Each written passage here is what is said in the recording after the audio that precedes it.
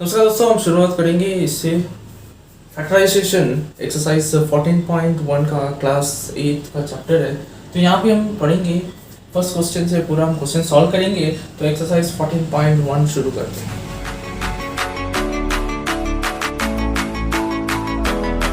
तो देखिए दोस्तों, फर्स्ट क्वेश्चन में क्या दिया हुआ है, find common factors of the given terms. अभी कॉमन फैक्टर्स का मतलब क्या है कि जैसे कि आपने पढ़ा होगा एचसीएफ के बारे में। सब ये बेसिकली होता है क्या, HCF का मतलब है हाईएस्ट कॉमन फैक्टर। वैसे ही कॉमन फैक्टर निकालना होता है दो के बीच में, ठीक है। तो फैक्टर के बारे में तो आपने सीखा होगा।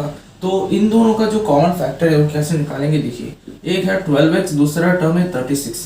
अभी 12x का यह नंबर देखिए 12 है यहाँ पे, और 36 तो एक कांस्टेंट है, तो वही एक नंबर है। अब इसको कैसे निकालते हैं, जैसे कि HCF निकालते हो वैसे तुम्हें निकालना पड़ेगा। मैं 12 यहाँ पे लिखूंगा और यहाँ पे 36। 12 का कैसे करूंगा, स्टार्ट करूंगा 2 से। 2 6 जा, 2 3 जा, 3 1 जा, यहाँ पे 2 18 जा, 2 9 जा, 3 3 जा, 3 1 जा। हर टाइम ध्यान रखना है, यहाँ पे प्राइम नंबर यूज करने की कोशिश कीजिए। यहाँ पे 2 3 5 ऐसे जाना, ठीक है। तो जब भी आप नंबर्स लोगे तो ऐसे लेने की कोशिश करना, वो इजी रहता है। अब देखिए क्या होगा, इसको मैं 12 को क्या लिख सकता हूँ, 12 को मैं लिख सकता हूँ 2 × 2 × 3, और यहाँ पे एक x है तो 12x को क्या लिख सकता हूँ, 2 × 2 × 3 × x, ठीक है। अब 36, इसको मैं क्या लिख सकता हूँ, 2 × 2 × 3 × 3, सो 2 × 2 × 3 × 3। अब देखिए दोनों का मैंने क्या लिख दिया, अभी फैक्टर्स लिखा है। अब इसको मैं क्या कर सकता हूँ कि कॉमन निकालना पड़ेगा। फैक्टर्स तो मिल गया, अब कॉमन निकालना है। 2 2 कॉमन है, यहाँ पे भी एक और 2 कॉमन है, 3 3 कॉमन है, और कुछ कॉमन है नहीं है। तो ये जो 2 है, 2 2 है, उसको मैं 1 लिखूंगा, समझ रहे हो। एक पैर का मतलब है 2 है यहाँ पे, उसको मैं 1 लिखूंगा। नेक्स्ट ये 2 है, 1 लिखूंगा। ये 2 है, 1 3 लिखूंगा। सो देखिए समझिए, एक पैर है उसको मैं 1 को रिप्रेजेंट करता हूँ, ठीक है। तो 2 हो गया और यहाँ पे 3 हो गया, और कुछ नहीं है।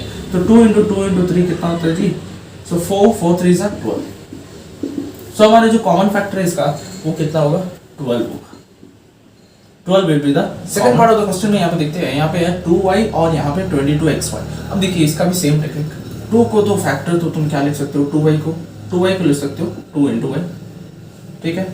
22xy को क्या लिखोगे, देखिए 22 को मैं निकाल सकता हूँ यहाँ पे 2 11 जा, 11 1 जा। 11 तो जाएगा नहीं किसी और के टेबल में, 11 के टेबल में जाता है, तो 11 × 1। नेक्स्ट अब यहाँ पे लिखूंगा मैं 2 × 11 इंटू, यहाँ पे xy है तो इसको x × y लिख दूंगा, ठीक है। अब देखिए यहाँ पे 2 और क्या कॉमन है, यहाँ पे 2, यहाँ पे 2 2 कॉमन है, और यहाँ पे 11, यहाँ पे कुछ 11 है नहीं है। यहाँ पे y और y कॉमन है, तो मैं क्या लिख सकता हूँ इसका कॉमन फैक्टर, 2 2 है तो यहाँ पे मैं 1 लिखूंगा, 2y है यहाँ पे मैं 1y लिखूंगा।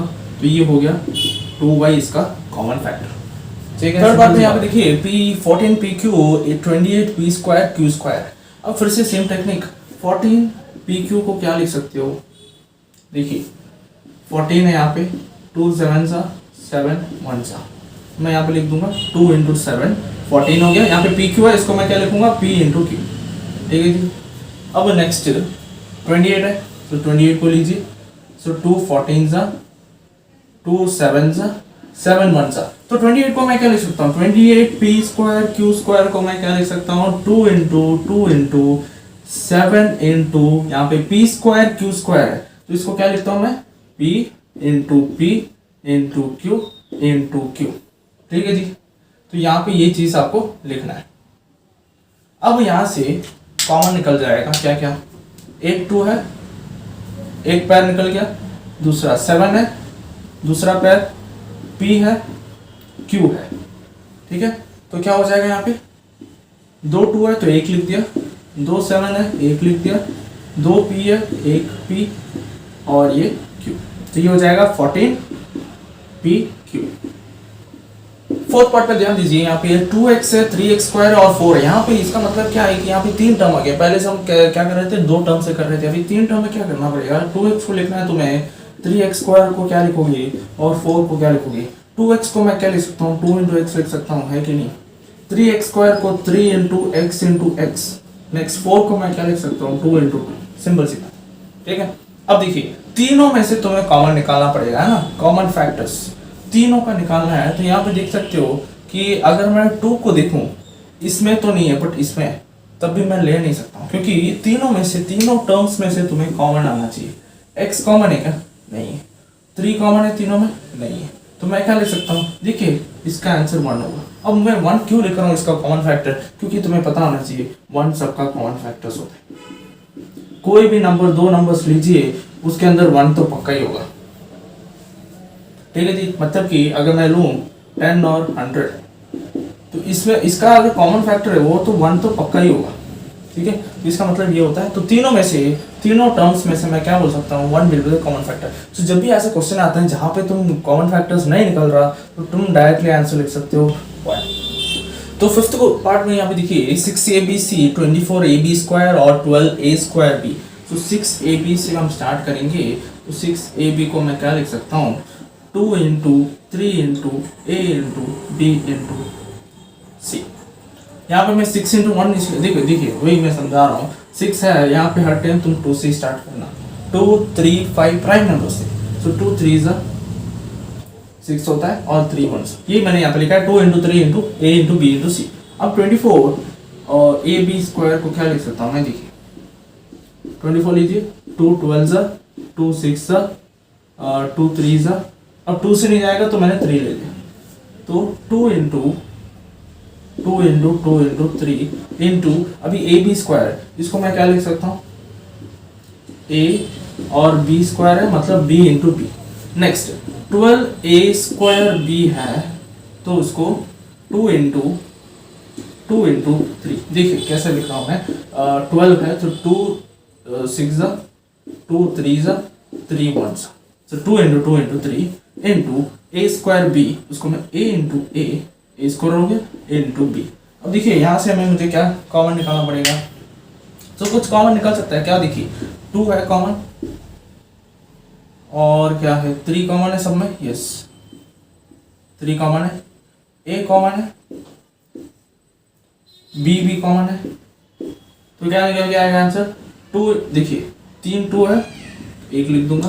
देखो पहले सब में क्या था कि 2 टर्म्स था, तब मैं क्या बोलता था कि 2 है इसलिए मैं 1 लिख रहा हूँ। तो ये समझना है आपको कि 3 टर्म्स जब भी होगा तो एक पैर ऐसा बन जाता है, तीनों में से 2 कॉमन है तो 1 2 लिखोगे, 3 तीनों में 1 3 लिखोगे, a के लिखोगे, b। तो ये हो जाएगा 6ab common factor for this. तो 6 पार्ट में यहाँ पे देखिए 16x³ माइनस 4x² और 32x है। यहाँ पे भी 3 टर्म है, तो पहले हम स्टार्ट करेंगे 16x³ से, और यहाँ पे लिखेंगे 4x², यहाँ पे माइनस डाल दीजिए, माइनस को मत बोलना, और 32 यहाँ पे x हो जाएगा। अब देखिए 16x³ को मैं क्या लिख सकता हूँ? देखिए 16 को लीजिए, 2 8 2 4 2 2 2 1। तो ये कितना हो जाएगा? 2 इंटू 2 इंटू 2 इंटू 2, और ये x³ है, उसको मैं लिखूंगा x इंटू x, ठीक है।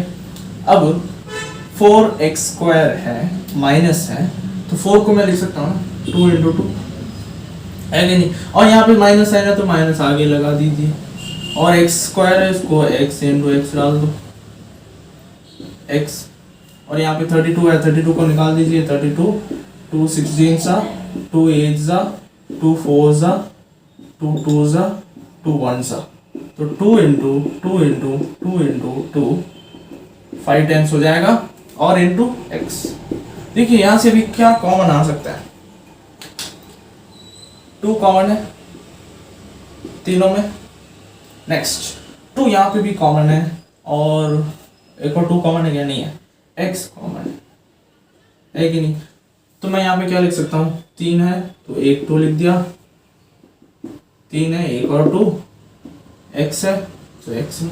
अब सोचोगे कि यहाँ पे तो माइनस साइन बैठा हुआ है, तो ये माइनस साइन कहाँ आ गया? तो सिंपल सी बात ये है, अगर तीनों में माइनस साइन होता था तो मैं माइनस ले सकता था, ठीक है। तीनों में नहीं है माइनस, तो माइनस को छोड़ दीजिए ना। तो आपको क्या लेना है? 2 को सिर्फ लेना है, और लिख दीजिए यहाँ पे 4x हमारा क्या हो जाएगा कॉमन फैक्टर। देखिए 7th क्वेश्चन में हम आ गए हैं, 7th part 10pq 20qr 30rp। यहाँ से क्या कॉमन निकल सकता है, देखिए 10pq 20qr 30rp। अब 10pq को मैं यहाँ पे देखता हूँ 2 5 5 1 सो 2 इंटू 5 लिख दूंगा और pq है तो p इंटू q। अगर आपको डायरेक्टली आता है 2 इंटू 5 10 होता है तो लिख दीजिए, ठीक है, कोई दिक्कत नहीं आता तो कर लीजिए। सो 20qr को क्या लिख सकता हूँ मैं, अगेन सेम थिंग 20 सो 2 10 2 5 5 1 सो यहाँ पे हो जाएगा 2 इंटू 5 इंटू यहाँ पे qr है तो qr डाल दो। नेक्स्ट 30rp, यहाँ पे 30 2 15 5 3 3 1 सो 2 इंटू 5 इंटू 3 इंटू rp है तो r इंटू p। अब देखते हैं यहाँ पे क्या कॉमन निकल के आता है। तो देखिए सिंपल सी बात, 2 तो पहले से कॉमन है, 2 आ गया। नेक्स्ट 5 है, हाँ 5 है, तीनों में 5 है। नेक्स्ट अभी यहाँ पे p कॉमन है क्या, q कॉमन है तीनों में, नहीं, r कॉमन है, नहीं है, ठीक है। तो क्या हो जाएगा यहाँ पे आंसर 2 3 2 है तो लिख दिया मैंने 2, 5 तीनों में कॉमन है तो 5 लिख दिया, तो आंसर हो जाएगा हमारे पास 10। सो 10 इन तीनों का कॉमन फैक्टर। सो अब हम आगे 8th पार्ट में, यहाँ पे देखिए 3 टर्म्स है। First term 3x square y cube है, second 10x cube y square है, थर्ड है 6x square y square z। तो 3x स्क्वायर y क्यूब को मैं क्या लिखूंगा, 3 इंटू एक्स स्क्वायर को x इंटू एक्स लिखिए, y क्यूब को y इंटू y लिखिए, और यहाँ पे 10 है 10x क्यूब है तो इसको मैं 2 इंटू 5 इंटू एक्स क्यूब है तो x इंटू एक्स, ठीक है। और y स्क्वायर क्या हो जाएगा, y इंटू y, और 6x square y square z है सो 2 इंटू 3 इंटू एक्स स्क्वायर है तो x into x, y square है y इंटू y, और लास्ट में z है। अब यहाँ से क्या कॉमन आ सकता है, तो देखिए 3 कॉमन है, नहीं है, 2 कॉमन है, नहीं है, देखिए 3 यहाँ पे नहीं है, 2 यहाँ पे इन दोनों में बट ये यहाँ पे नहीं है, x कॉमन है क्या, देखिए तो x कॉमन हो गया तीनों में, एक और x कॉमन है, देखिए एक और मिल गया मुझे x, और y तीनों में एक और y मुझे मिल गया तीनों में, तो क्या हो गया जी, x मिल गया इंटू x, फिर एक और y इंटू y, इसको मैं क्या लिख सकता हूँ, x square y square will be the common factor for this 3। एक और बात मैं क्लियर करना चाहता हूँ यहाँ पे, अगर आपको जल्दी से अगर पता करना है कि जैसे कि फर्स्ट क्वेश्चन वापस हम चलते हैं, यहाँ पे हमें पता करना है कि इसका कॉमन फैक्टर क्या है। सिंपल सी बात है कि पहले देख लीजिए नंबर को, इसमें से छोटा नंबर कौन सा है, 12 है, 12 के टेबल में 36 आता है क्या, सो 12 हो गया। नेक्स्ट यहाँ पे x है, यहाँ पे भी x है क्या, वेरिएबल को देखना है फिर, ठीक है, पहले नंबर को देखना है फिर उसके बाद वेरिएबल को, वेरिएबल है कि यहाँ पे नहीं है तो ये हो गया हमारा आंसर 12, इसका कॉमन फैक्टर है। फिर से आप चलिए दूसरा क्वेश्चन में क्या था, 2y और 22xy था, ठीक है। तो यहाँ पे 2 और 22 देखिए, नंबर को पहले देख लीजिए, 2 टर्म्स है, नंबर को देखिए 2 और 22 है, 2 सबसे छोटा वाला है, सो 2 के टेबल में 22 आता है, यस आता है, 2 11 22, सो यहाँ पे 2 हो गया। नेक्स्ट वेरिएबल को देखिए, यहाँ पे y है, यहाँ पे भी y है क्या, यस y है, हो गया हमारा कॉमन फैक्टर। और थर्ड क्वेश्चन में यहाँ पे देखते हैं 28p स्क्वायर q स्क्वायर, देखिए 14pq 28p square q square, यहाँ पे 14 और 28 को देखिए, 14 छोटा वाला नंबर है उसके टेबल में आता है क्या 28 आता है 2 तो यहाँ पे 14 हो जाएगा। नेक्स्ट यहाँ पे pq है, p है, यहाँ पे p है, यस तो p है, q है,